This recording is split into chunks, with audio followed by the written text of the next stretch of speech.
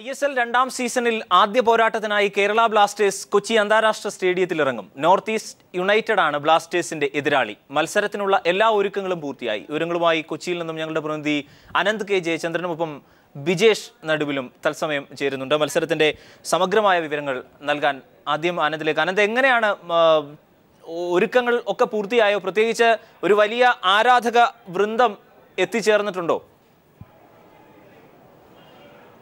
അരുൺ ഇപ്പോൾ സൂചിപ്പിച്ചതുപോലെ തന്നെ ISL തുടങ്ങിയിട്ട് 3 ദിവസമായി. ഇത് 4ാം ദിവസമാണ്. എങ്കിലും ISL ഇന്ന് കേരളത്തിൽ തുടങ്ങുന്നത് ഇന്നാണ് ഈ വളരെ നേരമായി ഇപ്പോൾ ആരാധകർ അക്ഷമയോടുകൂടി കാത്തിരിക്കുന്നത്.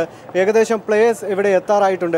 അവർ ഏത് നിമിഷം 4:45 ഹോട്ടലിൽ നിന്ന് അവർ പുറപ്പെട്ടുവെന്നാണ് ഇപ്പോൾ നമ്മൾക്ക് അറിയാൻ കഴിയുന്ന ഒരു വിവരം. ഏതാനും നിമിഷങ്ങൾക്കുള്ളിൽ പ്ലേയേഴ്സ് ഇവിടെ എത്തിച്ചേരും. ഒപ്പം തന്നെ അല്പസമയത്തിന് ശേഷം സച്ചിൻ ടെണ്ടുൽക്കർ, നമ്മുടെ ക്രിക്കറ്റ് ദൈവം സച്ചിൻ ടെണ്ടുൽക്കറും ഇവിടെ എത്തിച്ചേരുമെന്നാണ് നമുക്കറിയാൻ കഴിയുന്നത്. ഒപ്പം തന്നെ നോർത്ത് ഈസ്റ്റ് യുണൈറ്റഡിൻ്റെ ഉടമ ജോൺ എബ്രഹാമും ഇവിടെ എത്തുമെന്നാണ് നമ്മൾക്ക് ഒരു അഭ്യൂഹമുണ്ട്. പക്ഷേ അത് ഉറപ്പിക്കാൻ കഴിയുന്നില്ല. ഇന്ന് നമ്മൾക്ക് ടീമിലേക്കൊന്ന് നോക്കിയാൽ സന്ദേശ് ജിങ്കാൻ, കെവിൻ ലോബോ, ഒപ്പം തന്നെ നമ്മുടെ മാർക്കി പ്ലെയർ കാർലോസ് മാർച്ചേന എന്നിങ്ങനെ 3 പ്രധാന താരങ്ങളില്ലാതെയാണ് നമ്മൾ ഇന്ന് കളിക്കിറങ്ങുന്നത്. ഒരുപക്ഷേ സന്ദീപ് നന്ദി ആയിരിക്കും പ്രധാന ഗോൾ കീപ്പർ, അല്ലെങ്കിൽ സ്റ്റീവൻ ബെയ്വാട്ടറിനെ ഒരുപക്ഷെ മർച്ചേനയുടെ അഭാവത്തിൽ ഗോൾ കീപ്പിങ്ങിലേക്ക് സ്റ്റീവൻ ബെയ്വാട്ടറിനെ ഒരുപക്ഷെ ഇറക്കിയേക്കാം. ഒപ്പം തന്നെ ഗുർവീന്ദർ സിംഗ്, സൗമിക്, സന്ദേശ് ജിങ്കാന് പകരം സൗമിക്, ഒപ്പം തന്നെ ബ്രൂണോ പെരോൺ, മാർക്കസ് വില്യംസ് എന്നിവരായിരിക്കും കളത്തിൽ അണിനിരക്കുക. ഒപ്പം തന്നെ മധ്യനിരയിൽ നോക്കിയാൽ മെഹ്താബ് ഹുസൈൻ, ജാവോ കൊയിംബ്ര, ഇഷ്താഖ് അഹമ്മദ്, പുൽഗ എന്നിങ്ങനെയായിരിക്കും ആദ്യ 11-ൽ മധ്യനിരയിൽ നമ്മളെ കൺട്രോൾ ചെയ്യുക.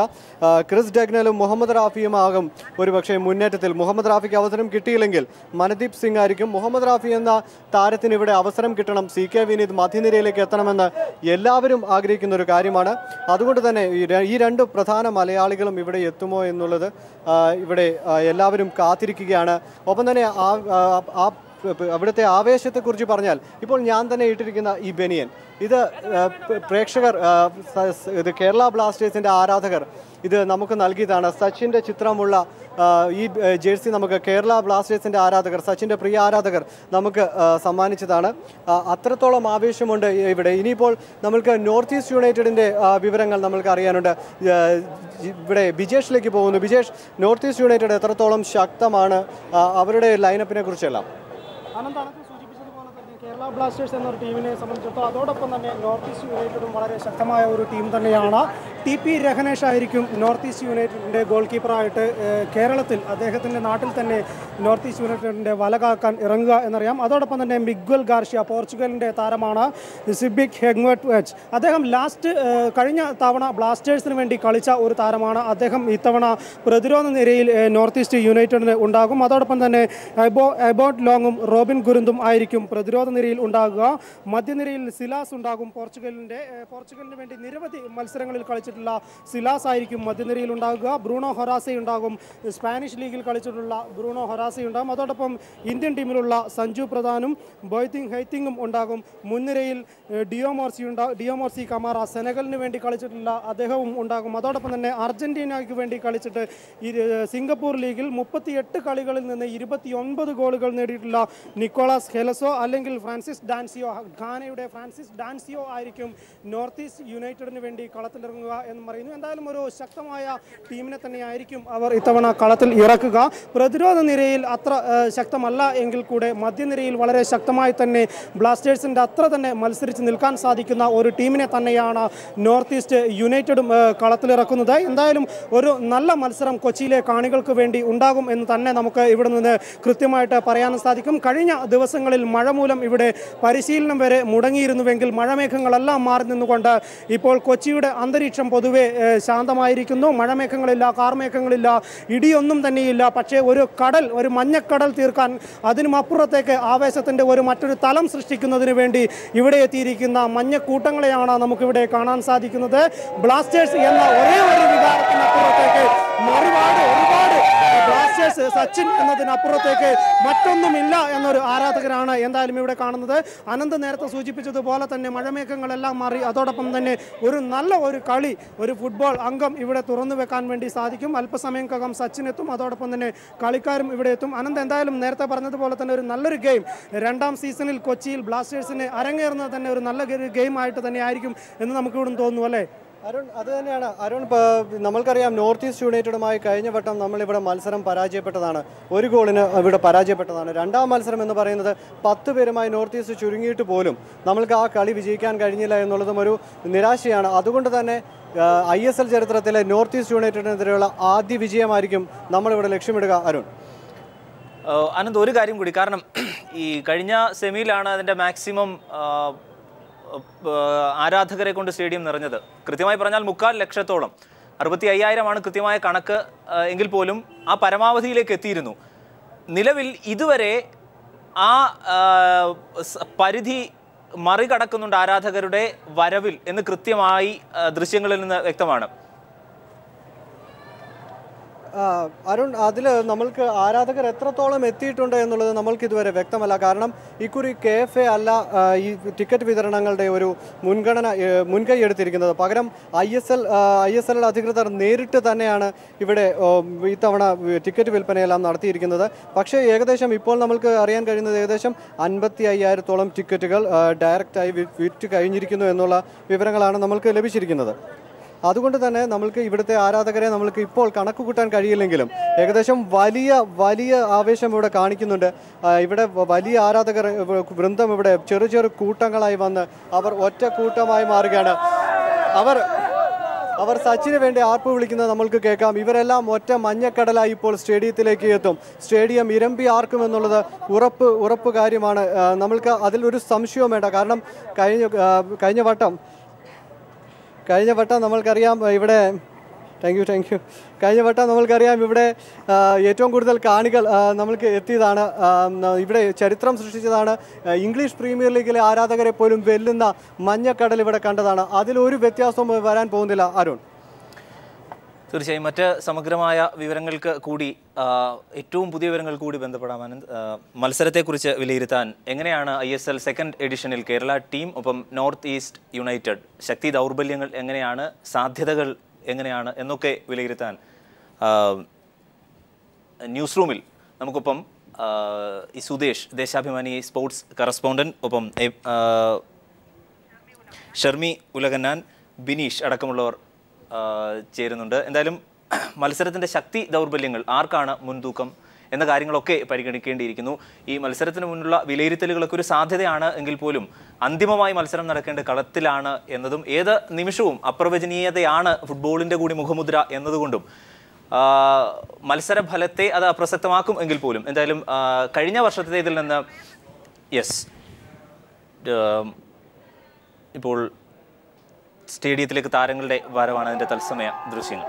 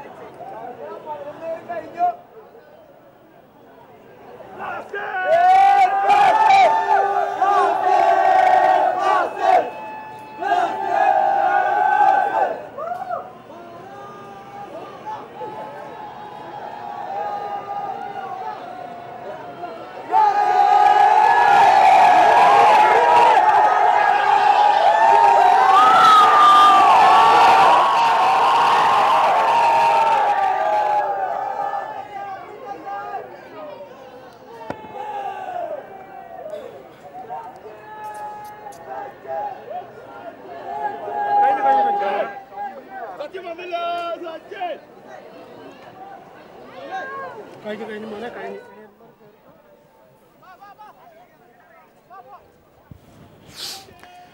എന്തായാലും ISL സെക്കൻഡ് എഡിഷനിൽ ഹോം ഗ്രൗണ്ടിൽ കേരള ബ്ലാസ്റ്റേഴ്സിൻ്റെ ആദ്യ മത്സരത്തിന് മുൻപുള്ള മണിക്കൂറുകളാണ്. മുൻവർഷത്തേക്കാൾ കൂടുതൽ ആരാധക പിന്തുണയും ആരാധകരുടെ എണ്ണത്തിൽ വർധനവും ഇത്തവണ സ്വാഭാവികമായും ഉണ്ടാകും എന്ന് പ്രതീക്ഷിക്കാം. സുദേശ്, നീണ്ട ഒരു വർഷത്തിന് ശേഷം വീണ്ടും കേരള ബ്ലാസ്റ്റേഴ്സ് നേരത്തെ ഉണ്ടായിരുന്ന ടീമല്ല, അടിമുടി ഉടച്ചു വാർത്ത ടീമാണ്. ഏത് ടീമാണ് ശക്തം, ഏതാണ് ദുർബലം? ഞാൻ ഉദ്ദേശിച്ചത് കഴിഞ്ഞ തവണത്തെ കേരള ബ്ലാസ്റ്റേഴ്സ് ആണോ ഇത്തവണത്തേതാണോ? എന്തൊക്കെയാണ് മാറ്റങ്ങൾ ഉണ്ടായിട്ടുള്ളത്? രണ്ട് ടീമിനും ഒട്ടേറെ പ്രത്യേകതകൾ നമുക്ക് പറയാനുണ്ട്. എന്തുകൊണ്ടെന്നാൽ കഴിഞ്ഞ തവണ നമുക്കറിയാം ബ്ലാസ്റ്റേഴ്സ് മത്സരിക്കാൻ ഇറങ്ങുമ്പോൾ ഏറ്റവും ദുർബലമായ ടീം എന്ന നിലയിലായിരുന്നു വിലയിരുത്തുന്നത്. ഡേവിഡ് ജെയിംസ് എന്നൊരു ഗോൾ കീപ്പറായിരുന്നു അവിടെ മാർക്കി താരം. ഒരു പേര് കേട്ട ഒരു താരം പോലും അവരുടെ നിരയിലില്ലായിരുന്നു. എന്നാൽ പിന്നീട് തുടക്കത്തിൽ തന്നെ എവേ മത്സരങ്ങളായിരുന്നു 5 മത്സരങ്ങൾ ആ ടീം കളിച്ചത്. ആ മത്സരങ്ങളിൽ വലിയ മെച്ചമായിരുന്നില്ല, പോയിൻ്റ് പട്ടികയിൽ പിന്നിലായിരുന്നു. എന്നാൽ ഹോം മത്സരങ്ങളിലേക്ക് വന്നതോടുകൂടി ബ്ലാസ്റ്റേഴ്സ് അടിമുടി മാറുന്നത് നമ്മൾ കാണുന്നു. ഹ്യൂമിനെയും പിയേഴ്സണെയും പോലുള്ള പ്രതിരോധത്തിലാണെങ്കിൽ ജിങ്കാനെ പോലുള്ള ഇന്ത്യൻ താരങ്ങൾ, ഹെങ്വർത്തിനെ പോലുള്ള വിദേശ താരങ്ങൾ എല്ലാവരും ഒത്തിണങ്ങി ഒരു ടീം എന്ന നിലയിൽ വളരെ നല്ല രീതിയിൽ കളിക്കുന്നു. അവർ അവസാന സെമി ഫൈനൽ 4ാമതായാണ് ക്വാളിഫൈ ചെയ്തതെങ്കിലും ഫൈനലിലേക്ക് എത്തുന്നു. അങ്ങനെ ആരാധകരെ ഒട്ടും നിരാശപ്പെടുത്താത്ത പ്രകടനം, അല്ലെങ്കിൽ ആരാധകർ പ്രതീക്ഷിച്ചതിനപ്പുറം കൊടുത്ത ഒരു ടീമായിരുന്നു കഴിഞ്ഞ തവണത്തെ ബ്ലാസ്റ്റേഴ്സ്. ഒരു ടീം എന്ന നിലയിൽ ഒത്തിണക്കത്തോടെ കളിക്കാൻ അവർക്ക് സാധിച്ചു. ഗ്രൂപ്പിൻ്റെ ഈ ലീഗിൻ്റെ അന്തിമഘട്ടത്തിൽ അവർ ഫോമിലേക്ക് ഉയർന്നു എന്ന് തന്നെ പറയാം. കൊൽക്കത്തയ്ക്കെതിരെ ഫൈനലിൽ അപ്രതീക്ഷിതമായി വീണ ഒരു ഗോൾ എന്ന് തന്നെ പറയാം. അവസാനം വീണ ഒരു ഗോളിനായിരുന്നു അവർ തോൽക്കുന്നത്. ആരാധകരോടും ഒപ്പം തന്നെ തങ്ങളുടെ ടീമിനെ സ്പോൺസർ ചെയ്യുന്ന ടീം ഉടമകളോടും നീതി ചെയ്യുന്ന ഒരു പ്രകടനമായിരുന്നു അവർ നടത്തിയത്. എന്നാൽ ഇത്തവണയും അതേ സാഹചര്യം തുടക്കത്തിൽ കഴിഞ്ഞ തവണ എന്താണോ ബ്ലാസ്റ്റേഴ്സിനുണ്ടായത് അതിൽ നിന്ന് വ്യത്യസ്തം ഒന്ന് മാത്രമാണ്. തുടർച്ചയായ ഹോം മത്സരങ്ങൾ നമുക്ക് ലഭിക്കുന്നു എന്നുള്ളത് വലിയൊരു അഡ്വാൻറ്റേജ് തന്നെയാണ്. അതാണ് ഒരു ടീമിനെ ആവേശത്തിലേക്ക് ഉയർത്തുന്നത്. ഹോം മത്സരത്തിൽ വലിയ പിന്തുണയുള്ള കാണികൾക്ക് മുന്നിൽ കളിക്കാൻ സാധിക്കുന്നു എന്നുള്ള വലിയൊരു ഗുണം ഇത്തവണയുണ്ട്. എന്നാൽ ടീം ഘടന പരിശോധിക്കുമ്പോൾ മർച്ചറ്റെ പോലുള്ള താരങ്ങളെ മാറ്റി നിർത്തുകയല്ല, അദ്ദേഹത്തിന് തുടക്കത്തിലെ മത്സരങ്ങൾ കളിക്കാൻ സാധിക്കില്ല ഇത്തവണത്തെ മാർക്കി താരത്തിന്. എങ്കിൽ പോലും മറ്റുള്ളവരെല്ലാം ഈ ട്രെവർ മോർഗനും പീറ്റർ ടൈലറും ഇംഗ്ലണ്ടിൽ നിന്ന് കണ്ടെത്തിയ താരങ്ങൾ അവരാണ് ഈ ഇത്തവണയും ടീമിലുള്ളത്. അവരുടെ പ്രകടനം ഏത് രീതിയിലാണ് നമ്മൾക്ക് ആദ്യ മത്സരം കഴിഞ്ഞാൽ മാത്രമേ വിലയിരുത്താൻ കഴിയുമെന്ന് പറയേണ്ടിയിരിക്കുന്നു. എന്തുകൊണ്ടെന്നാൽ ചില ജിങ്കാനെ പോലുള്ളവരെ നിലനിർത്തിയെങ്കിലും പല താരങ്ങളെയും കഴിഞ്ഞ തവണ കളിച്ച പിയേഴ്സൺ, ഹെങ്വർത്ത്, ഹ്യൂം തുടങ്ങിയ കഴിഞ്ഞ തവണ ഈ ടീമിന് വേണ്ടി ഏറ്റവും നല്ല പ്രകടനം കാഴ്ചവെച്ച താരങ്ങളെ മാറ്റി നിർത്തിക്കൊണ്ടുള്ള ഒരു ടീമാണ് ഇത്തവണ ഇറങ്ങുന്നത്. അതുകൊണ്ട് തന്നെ ഇപ്പോൾ ഈ ടീമിൻ്റെ ശക്തിയെക്കുറിച്ച് പ്രവചിക്കുക എന്നുള്ളത് അത്ര എളുപ്പമല്ല, അല്ലെങ്കിൽ അത് സാധിക്കില്ല എന്ന് തന്നെ പറയേണ്ടിയിരിക്കുന്നു. ആദ്യ മത്സരം ഒരു അരമണിക്കൂർ നേരത്തെ കളിയെങ്കിലും അല്ലെങ്കിൽ 1ാം പകുതിക്ക് ശേഷം മാത്രമേ ടീമിൻ്റെ ശക്തിയെക്കുറിച്ച് അല്പമെങ്കിലും നമുക്ക് വിലയിരുത്താൻ സാധിക്കുകയുള്ളൂ. എങ്കിൽ പോലും തുടക്കത്തിൽ തന്നെ ഹോം ഗ്രൗണ്ടിൽ കളിക്കുന്നു എന്നുള്ളൊരു വലിയ അഡ്വാൻറ്റേജ് ഉണ്ട്. ഇവിടെയുള്ള അവർ നടന്ന ഫ്രണ്ട്ലി മാച്ചുകളിൽ ഒപ്പം തന്നെ ഒരു കാര്യം ശ്രദ്ധേയമാണ്, മറ്റ് 7 ടീമുകളും വിദേശത്ത് പോയി പരിശീലനം നടത്തിയപ്പോൾ നമ്മുടെ ബ്ലാസ്റ്റേഴ്സ് മാത്രമാണ് നാട്ടിൽ തന്നെ പരിശീലിക്കാൻ തീരുമാനിച്ചത്. അത് വളരെ നിർണായകമാണെന്നാണ് എൻ്റെ പക്ഷം. എന്തുകൊണ്ടെന്നാൽ വിദേശത്തെ കാലാവസ്ഥയും മറ്റു സാഹചര്യങ്ങളും വളരെ എതിരാണ്. യൂറോപ്യൻ താരങ്ങൾക്ക് ഇന്ത്യയിൽ ഏറ്റവും പ്രതികൂലമായ ഘടകം ഇവിടുത്തെ കാലാവസ്ഥയാണ്. നമ്മൾ കളി കണ്ടാൽ തന്നെ അറിയാം, കുറിയ പാസുകൾക്കൊന്നും ശ്രമിക്കാതെ ആ രീതിയിൽ അത് ബ്ലാസ്റ്റേഴ്സിന് തീർച്ചയായും സ്വന്തം പോരായ്മ എന്നാണ് പലരും അതിനെ അല്ല ആ രീതിയിലും വിലയിരുത്താം. ഞാൻ പറയുന്നത് എൻ്റെ അഭിപ്രായത്തിൽ പറയുന്നത് അതൊരു അഡ്വാൻറ്റേജ് ആയി തന്നെ ഈ ഇവിടുത്തെ കാലാവസ്ഥയുമായി ഇണങ്ങാൻ വേണ്ടി തന്നെയായിരുന്നു പീറ്റർ ടൈലർ അത്തരമൊരു തന്ത്രം കൊണ്ടുവന്നത്. അദ്ദേഹത്തിന് കളിക്കാരെ എല്ലാവരും അറിയാമായിരുന്നു, ഇംഗ്ലീഷ് താരങ്ങളാണ് ഭൂരിപക്ഷമുള്ളത്. അതുകൊണ്ട് തന്നെ ഇവിടുത്തെ കാലാവസ്ഥയുമായി ഇണങ്ങുക എന്നുള്ളത് നിർണായകമാണ്. 2 മാസത്തോളം നീളുന്ന ഒരു ലീഗാണ്. അതുകൊണ്ട് തന്നെ അത് പ്രധാനമാണ്. അത് ബ്ലാസ്റ്റേഴ്സിന് ഗുണം ചെയ്യും. അപ്പം തന്നെ ഈ താരങ്ങളൊക്കെ ഈ സമയം കൊണ്ട് തന്നെ പരിചിതരായിരിക്കും, പരസ്പരം കളി മനസ്സിലാക്കാൻ സാധിച്ചിരിക്കും. അതുകൊണ്ട് അത് തന്ത്രം വിജയിക്കുമെന്ന് തന്നെ കരുതേണ്ടിയിരിക്കുന്നു. പ്രദർശനം അല്ലെങ്കിൽ സൗഹൃദ മത്സരങ്ങളിൽ വളരെ നല്ല പ്രകടനമാണ് കാഴ്ചവെച്ചത്. അതുകൊണ്ട് തന്നെ ടീം ഇനി കളത്തിൽ കാണിക്കേണ്ടിയിരിക്കുന്നു എന്ന് തന്നെയാണ് പറയേണ്ടത്. ബിനീഷ്, സത്യത്തിൽ കഴിഞ്ഞ വർഷത്തെ ആ അവസാന മിനിറ്റിലെ ഗോള്, അതിൻ്റെ നീറ്റൽ, വേദന, സങ്കടം, അത് സത്യത്തിൽ ഇപ്പോഴും മാറിയിട്ടില്ല എന്നുള്ളതാണ്. കാരണം ഇതുവരെ കണ്ട ഫുട്ബോളിൽ ഏറ്റവും മനോഹരമായ മത്സരം എന്ന് ഏറെക്കുറെ വിശേഷിപ്പിക്കാവുന്ന, അല്ലെങ്കിൽ കളി ജയിച്ചു എന്ന് ഉറപ്പിച്ചെടുത്തുന്നതായിരുന്നു ആ ഒരു തോൽവി എന്നുള്ളത് വസ്തുതയായിരുന്നു. ഇത്തവണ നമുക്ക് കിരീടം നേടണമെങ്കിൽ, കേരള ബ്ലാസ്റ്റേഴ്സിന് അത് നേടണമെങ്കിൽ ആ പോരായ്മകൾ പരിഹരിച്ചുകൊണ്ട് ഒരു ടീം എന്ന തരത്തിലേക്ക് നമുക്ക് വിലയിരുത്താനാവും. പ്രത്യേകിച്ച് അന്തർദേശീയ തലത്തിലെ 2ാം നിര താരങ്ങളുമായി വരികയും ഇവിടെ പ്രേക്ഷകരുടെ ആരാധകരുടെ മനം കവരുകയും ചെയ്ത ഒരു ടീം കൂടിയാണ് കേരളം. ഇത്തവണത്തെ ടീമിനെ എങ്ങനെയാണ് കാണാൻ സാധിക്കുക? ഈ പറഞ്ഞതിൽ തന്നെ ഉത്തരവുണ്ടെന്ന് എനിക്ക് തോന്നുന്നത്. പ്രേക്ഷകരുടെ മനം കവർന്നു എന്ന് മാത്രം പറഞ്ഞാൽ പോരാ, പ്രേക്ഷകർ അവരെ കളിപ്പിച്ചു എന്നുള്ളതാണ് സത്യം. കാരണം ഇന്നത്തതും അവർക്ക് കിട്ടുന്ന അഡ്വാൻറ്റേജ് ഇത് തന്നെയാണ്, ഈ ഗ്രൗണ്ട് സപ്പോർട്ട്. വേറെ ഈ ISL ഏറ്റവും കൂടുതൽ ഗ്രൗണ്ട് സപ്പോർട്ട് കിട്ടുന്നത് കേരളത്തിലാണ്. അതിന് ഭാഗ്യവശാൽ കേരള ബ്ലാസ്റ്റേഴ്സ് ആണ് അതിന് ഗുണം കിട്ടുന്നത്. ഇപ്പോൾ ഇവിടെ സൂചിപ്പിച്ച പോലെ അത് ഇപ്രാവശ്യം നമുക്ക് ഈ പ്രീ സീസൺ പ്രൊഫൈൽ നമ്മളെ വളരെ മോശമാണ്. കാരണം ബാക്കി എല്ലാ ടീമും ഇപ്പം സുധേഷ് പറഞ്ഞ മാതിരി അഡ്വാൻറ്റേജും ഡിസഡ്വാൻറ്റേജും ഉണ്ട്. അപ്പോൾ അഡ്വാൻറ്റേജ് എന്ന് പറഞ്ഞാൽ ഈ കാലാവസ്ഥ, അതൊരു തീർച്ചയായിട്ടും വളരെ നല്ല തീരുമാനമായിരുന്നു. പക്ഷേ കുറച്ച് മാച്ചസിൻ്റെ അഭാവം വളരെ മോശം, അത് വളരെ പ്രകടമായിരിക്കാൻ പോവുകയാണ്. കാരണം നമ്മൾ കളിച്ച 4-5 മാച്ചസ്, ഫ്രണ്ട്ലി മാച്ചസ്, ഒരു ഡിഫൻസിനോ മിഡ്ഫീൽഡിനോ ഒരു ഇതും കൊടുത്ത് ഒരു ഫൈറ്റ് പോലും വേണ്ടി വന്നില്ല. വളരെ ലാഘവത്തോടെയാണ് അവർ കളിച്ചത്. കാരണം ഒരു ത്രെട്ടും അവർക്ക് കിട്ടുന്നില്ല എതിർ ടീമിൻ്റെ അടുത്ത് നിന്ന്. അപ്പോൾ 7-8 ഗോൾ സ്കോറിങ് ടീം സെറ്റ് ചെയ്യാൻ മാത്രം അതിന് ഗുണം ചെയ്യുള്ളൂ. കാലാവസ്ഥ ഇപ്പോൾ ഇവിടെ പ്രാക്ടീസ് ചെയ്തുകൊണ്ട് നന്നായി എന്ന് തന്നെ പറയാം. പക്ഷേ ഇവിടെ ടെസ്റ്റ് ചെയ്യാൻ പോകുന്നത് ടീമിൻ്റെ സ്ട്രെങ്ത് ഇവിടെ ടെസ്റ്റ് ചെയ്യാൻ പോവുകയാണ്. മറിച്ച് മറ്റ് ടീമുകളുടെ എന്ന് വെച്ചാൽ അവരുടെ പോരായ്മകൾ, ഇവിടെ നമ്മുടെ നല്ല ക്വാളിറ്റീസ് മാത്രമേ നമുക്ക് എടുക്കാൻ പറ്റിയിട്ടുള്ളൂ. നമ്മുടെ പോരായ്മകൾ നമുക്ക് ഫൈൻഡ് ഔട്ട് ചെയ്യാൻ പറ്റിയിട്ടില്ല ഇതുവരെ. കാരണം മൂർച്ചയുള്ള പാസസ് വന്നിട്ടില്ല, നല്ല ഫാസ്റ്റ് സ്ട്രൈക്കേഴ്സിനെ കിട്ടിയില്ല ഇതുവരെ. ഞങ്ങളുടെ ഡിഫൻസൊക്കെ ഇനിയിപ്പോൾ ഈ മാച്ചിലാണ് അവരെ ടെസ്റ്റ് ചെയ്യാൻ പോകുന്നത്. ശരിക്കും ഒരു ടീം 2ആയി തിരിച്ച് പ്രാക്ടീസ് ചെയ്യുമ്പോഴും ഒരു മാച്ച് കളിക്കുന്നതും എൻറ്റയർലി ഡിഫറെൻ്റ് ആണ്. അത് മാച്ചും ടീം സെക്ഷൻ മാച്ച് കളിക്കുന്നതും രണ്ടാണ്. അതുകൊണ്ട് ഇന്ന് ടെസ്റ്റ് ചെയ്യാൻ പോകുന്നത് അതാണ്. പിന്നെ അതുപോലെ തന്നെ ഒരു അനുകൂല ഘടകം എന്ന് പറഞ്ഞാൽ ട്രെവർ മോർഗനേക്കാളും മികച്ച ഒരു കോച്ചാണ് ഇപ്പം വന്നിരിക്കുന്നത് പീറ്റർ ടൈലറിൻ്റെ ഫോർമേഷൻ തന്നെ അയാൾ ഇതുവരെ ഡിസ്ക്ലോസ് ചെയ്തില്ല. കാരണം അത്രയും പ്രൊഫഷണലാണ്. അപ്പോൾ ഈ 2 മാസത്തെ ട്രെയിനിങ്ങും ഞാൻ 2-3 ട്രെയിനിങ് സെഷൻ കാണാൻ പോയിരുന്നു. 4 മാച്ചും കണ്ടിരുന്നു അവരെ. ഇവിടെ കളിച്ച ഫ്രണ്ട്ലി മാച്ച് എല്ലാം കാണാൻ പറ്റിയിരുന്നു. അപ്പം ഈ ട്രെയിനിങ്ങിൽ തന്നെ നമുക്ക് അവരെ പ്രൊഫഷണലിസം അറിയാൻ പറ്റും. പക്ഷേ ഇതാണ് എൻ്റെ ഒരു സംശയം, ഇതാണ് ആ പ്രൊഫഷണൽ ട്രെയിനിങ് കിട്ടി, എല്ലാ അപ്രോച്ച്, എല്ലാ ടീം ഈവൻ അവരെ യാത്ര ചെയ്യുന്നത് വരെ ആ ഒരു സ്റ്റൈലിലാണ്, ആ ഒരു യൂണിറ്റി അതിൻ്റെ അകത്ത് കാണാം. പക്ഷേ ഇവിടെ ടെസ്റ്റ് ചെയ്യാൻ പോകുന്നത് ഈ ഓപ്പണൻറ്റ് ടീമിൻ്റെ കൂടെ, ഒരു നല്ലൊരു ഓപ്പണൻറ്റ് ടീമിൻ്റെ കൂടെ ഇവരിതുവരെ മത്സരിച്ചില്ല, ഒരു മാച്ച് പ്രാക്ടീസ് കിട്ടിയില്ല. മറ്റ് ടീമുകൾക്ക് അത് കിട്ടിയിരിക്കുന്നു. പോരാത്തതിന് നമ്മുടെ ഡിഫൻസ് ഞാൻ പറഞ്ഞ പോലെ 4 മാച്ച് 5 മാച്ച് കളിച്ചു. 5 മാച്ചിലും നമുക്കൊരു ത്രെട്ട് ഇതുവരെ വന്നിട്ടില്ല. പക്ഷേ ഇന്ന് നമ്മൾ ഫേസ് ചെയ്യാൻ പോകുന്ന സ്ട്രൈക്കർ എന്ന് പറയുന്നത് വളരെ മികച്ച ഒരു സ്ട്രൈക്കറാണ്. ഇതുപോലത്തെ ഒരു ത്രൂ പാസ് വന്നു കഴിഞ്ഞാൽ എങ്ങനെ ഡിഫൻസ് കൈകാര്യം ചെയ്യുന്നത് നമ്മൾ ഇപ്പോൾ ചിത്രത്തിലൂടെ മാത്രമേ കണ്ടിട്ടുള്ളൂ. അതായത് പ്രാക്ടീസ് ഈ മത്സരത്തിന് ശേഷം കൃത്യമായി നമുക്ക് വിലയിരുത്താൻ ടീമിന്റെ ശക്തി. ഒരു 10-20 മിനിറ്റ് കഴിയുമ്പോഴേക്കും നമുക്ക് ഏകദേശം ഒരു ഐഡിയ കിട്ടും നമ്മുടെ ടീമിന്റെ ഫോർമേഷൻ. എനിക്ക് തോന്നുന്നു മിക്കവാറും ലോങ് ബോളാണ് കളിക്കാൻ ഉദ്ദേശിക്കുന്നത്, ഇംഗ്ലീഷ് സ്റ്റൈൽ ഫുട്ബോൾ ആയിരിക്കും. കാരണം മികച്ച 2 സ്ട്രൈക്കേഴ്സാണ് നമുക്ക് വന്നിരിക്കുന്നത്. സാഞ്ചസ് വാട്ട് എന്ന് പറഞ്ഞാൽ ഇപ്പം എനിക്ക് തോന്നുന്നത് ഇംഗ്ലീഷ് പ്രീമിയർ ലീഗിൽ തന്നെ കളിക്കാൻ, ഞാൻ കളി കണ്ടപ്പോൾ മനസ്സിലാക്കിയാണ് അതിന് യോഗ്യനായ ഒരു പ്ലെയറാണ്.